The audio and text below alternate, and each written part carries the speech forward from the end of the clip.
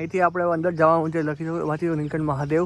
તો સર્વપ્રથમ આપણે મહાદેવના દર્શન કરીશું અને પછી જે પ્રસાદીનો બ્રહ્મકુંડ છે એના પણ સંગ્રામમાં જશું. સાથે આવ્યા છે અને દર્શન કરાવે છે પ્રસાદીના બ્રહ્મકુંડના. તો આ સામે તમે જે કુંડ જોઈ રહ્યા છો એ પ્રસાદીનો બ્રહ્મકુંડ છે.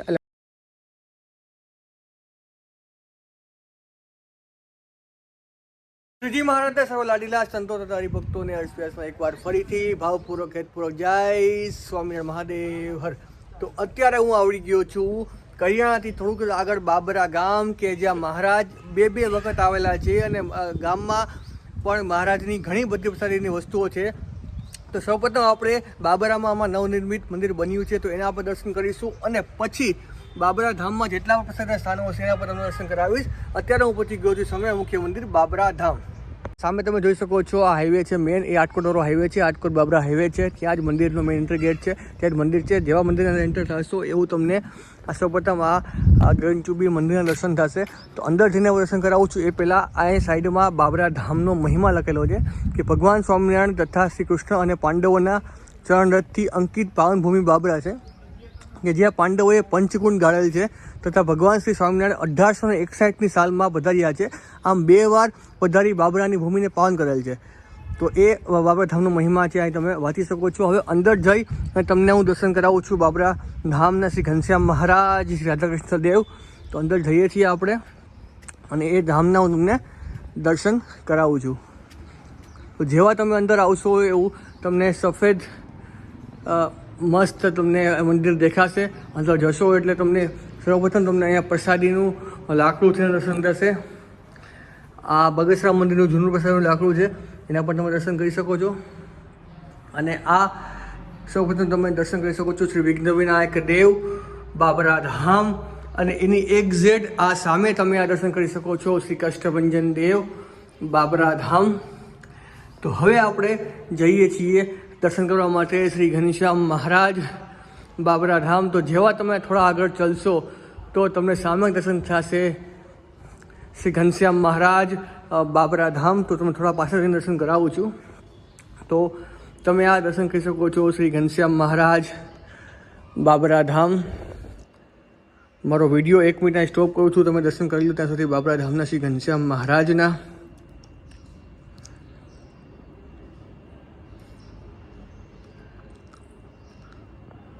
અને એની એક્ઝેક્ટ આ બાજુમાં જ તમે દર્શન કરી શકો છો શ્રી રાધારમણ દેવ, રાધાકૃષ્ણ દેવ, શ્રી બાબરા ધામ, જે તમે શ્રી મહાદેવના અને સંતોના ઠાકોરજીના પણ તમે આ દર્શન કરી શકો છો. હવે મારો વિડીયો 2 મિનિટ સ્ટોપ રાખું છું, તમે ધામના એ દર્શન કરી શકો છો. એવા થોડાક જ પાછા જશો તે શ્રીજી મહારાજની શોકશયાના પણ તમને દર્શન થશે. તો આ તમે દર્શન કરી શકો છો. શ્રીજી મહારાજનો હિંડોળો છે, શોકશયા છે, તમે આ દર્શન કરી શકો છો. અને આ છે બાબરા ધામનો ભવ્યથી ભવ્ય સભા મંડપ છે. નીચે જઈએ છીએ મંદિરમાં બહારના પણ સીનનું દર્શન કરાવું છું. અહીં તમે જોઈ શકો છો કેટલું બધું મહારાજના લીલા ચરિત્રો ના પોસ્ટર લગાવેલા છે, એના પણ તમે આ દર્શન કરી શકો છો. ભવ્યથી ભવ્ય મંદિર છે. મંદિર હજી હમણાં જ બન્યું છે. એટલે હવે નીચે જઈએ છીએ આપણે. નીચે જઈ અને તમને મંદિરના બહારના થોડા દર્શન કરાવું છું. જેવા તમે મંદિરની બહાર આવશો એટલે સામે જ તમે જોઈ શકો છો બગીચો છે.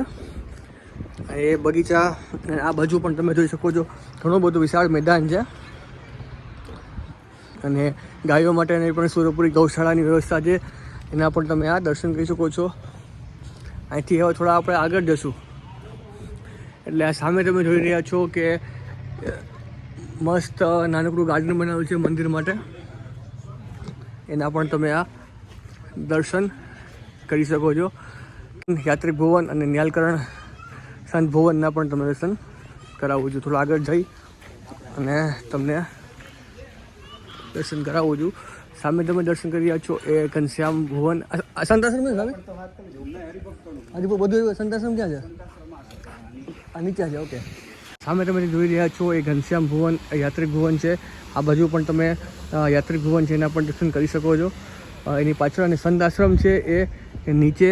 અહીંયા જે સંત આશ્રમ છે એ સંત આશ્રમ નથી, એના પણ તમે દર્શન કરાવું છું. અહીંથી તમે જેવા નીચે જશો એટલે આ જગ્યા છે, ત્યાં સંતો માટેનો આશ્રમ છે. સંત આશ્રમ છે એના પણ તમે આ દર્શન કરી શકો છો.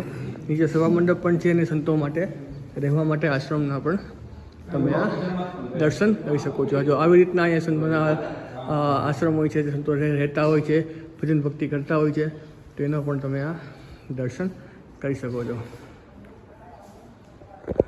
આપણે મંદિરની બહાર જે બ્રહ્મકુંડ છે એના દર્શન કરવા માટે આવ્યા છીએ અને મહાદેવજીનું મંદિર છે એ પણ પ્રસાદીનું છે, ત્યાં દર્શન કરવા માટે આવ્યા છીએ. પાછળ તમે જોઈ શકો છો એ છે શ્રી નીલકંઠ મહાદેવ મંદિર બાબરા. તો અંદર જઈએ છીએ અને દર્શન કરીએ છીએ મહાદેવજીના, અને જે પ્રસાદીનો કુંડ છે એના પર તમને દર્શન કરાવું છું. અહીંથી આપણે અંદર જવાનું છે, લખી વાંચી નીલકંઠ મહાદેવ. તો સર્વપ્રથમ આપણે મહાદેવનું દર્શન કરીશું અને પછી જે પ્રસાદીનો બ્રહ્મકુંડ છે એના પર દર્શન કરવામાં જશું. તો આ મંદિરના પણ તમે દર્શન કરજો. ભવ્યથી ભવ્ય મંદિર છે, ઘણું જૂનું મંદિર છે. અને પહેલાં આપણે મહાદેવના દર્શન કરીશું અને મહાદેવના દર્શન કર્યા પછી આપણે જે પ્રસાદીનો બ્રહ્મકુંડ છે એના પણ આપણે દર્શન કરીશું. તો અહીંથી જેવા આપણે એન્ટર થશું એવું તમને અહીંયા મંદિરના દર્શન થશે. આ લખ્યું છે બ્રહ્મકુંડ શ્રી નીલકંઠ મહાદેવ બાબરા. અને સૌપ્રથમ પહેલાં આપણે દર્શન કરી લઈએ છીએ દેવાધિદેવ મહાદેવ. તો જેવા આપણે અંદર એન્ટર થશું તો તમે આ દર્શન કરી શકો છો મહાદેવજીના, શ્રી નીલકંઠ મહાદેવ, શ્રી બાબરા ધામ. તો અમારો વિડીયો પણ 2 મિનિટ શો આપું છું, તમે દર્શન કરી શકો છો દેવાધિદેવ મહાદેવ.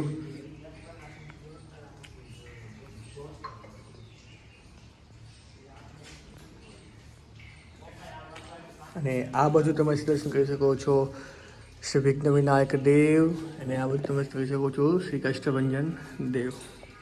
તો હવે જે પ્રસાદીનો બ્રહ્મકુંડ છે ત્યાં જઈએ છીએ આપણે. આ ભાઈ છે આપણી સાથે આવ્યા છે અને દર્શન કરાવે છે પ્રસાદીના બ્રહ્મકુંડના. તો આ સામે તમે જે કુંડ જોઈ રહ્યા છો એ પ્રસાદીનો બ્રહ્મકુંડ છે. એટલે મહારાજ તું મારે સંસ્થાન કર્યું હતું ને સ્વામિનારાયણ ભગવાને? સ્વામિનારાયણ ભગવાન આવેલા અને પાંડવો બે આવેલા છે. પાંડવોએ બાંધેલા. ઓકે, આ કુંડ છે અને એક માતા કુંડની કુઈ છે. ઓકે, હા હા, આ 5 કુંડ છે એના પણ તમે દર્શન કરી શકો છો. બાબરામાં જે પાંડવોએ બાંધેલા કુંડ છે, 2 ઓલીકોર છે, એક બુરાઈ ગયો. ટોટલ 5 કુંડ પાંડવોએ બાંધેલા હતા, એના પણ તમે આ દર્શન કરી શકો છો. અને ભગવાન સ્વામિનારાયણ પણ ઘણી વખત અહીંયા આવેલા છે. અને અહીંયા સામે પણ તમે ભીડભંજન મહાદેવ, શ્રી શીતળા માતાજી અને કાલભૈરવના પણ તમે દર્શન કરી શકો છો. ઓકે, આ માતા કુંતીની કોઈ છે એના પણ તમે આ દર્શન કરી શકો છો. અને આ બાજુમાં તમે શ્રી ભીડભંજન મહાદેવ ના પણ તમે આ દર્શન કરી શકો છો. વનવાસ માટે કરાવ્યા હતા. ઓકે, સીતા માતાજીના પણ તમે આ દર્શન કરી શકો છો. અને એની એક્ઝેક્ટ બાજુ તમે કાલભૈરવ દાદાના પણ દર્શન કરી શકો છો. તો આ પ્રસાદીનો કુંડ જે બ્રહ્મકુંડ છે કે શ્રીજી મહારાજ જ્યારે બાબરા આવતા ત્યારે આ કુંડમાં ઘણી વખત સ્નાન કરેલું છે અને પાંડવો દ્વારા આ સ્થાપિત આ કુંડ છે. અને આ પ્રસાદીની જે આપણે કરિયાણામાં નદી છે એ જ નદી અહીંયા આવે છે, કાળુભાર નદી મેઇન નદી આ છે. તો મહારાજે આ નદીમાં પણ ઘણું સ્નાન કરેલું છે. એવી અતિ પ્રસાદીની નદી છે, એના પણ તમે આ દર્શન કરી શકો છો. રેડી. આ હતું શ્રી બાબરા ધામ અને બાબરા ધામના પ્રસાદીના સ્થાનો હોજો. તો તમને અમારો વિડીયો કેવો લાગ્યો નીચે કોમેન્ટ બોક્સમાં જરૂરથી બતાવજો. તો મળીએ છીએ આવા એક નવા સાથે. સૌને એકવાર જાજા કરીને જય સ્વામિનારાયણ મહાદેવ હર.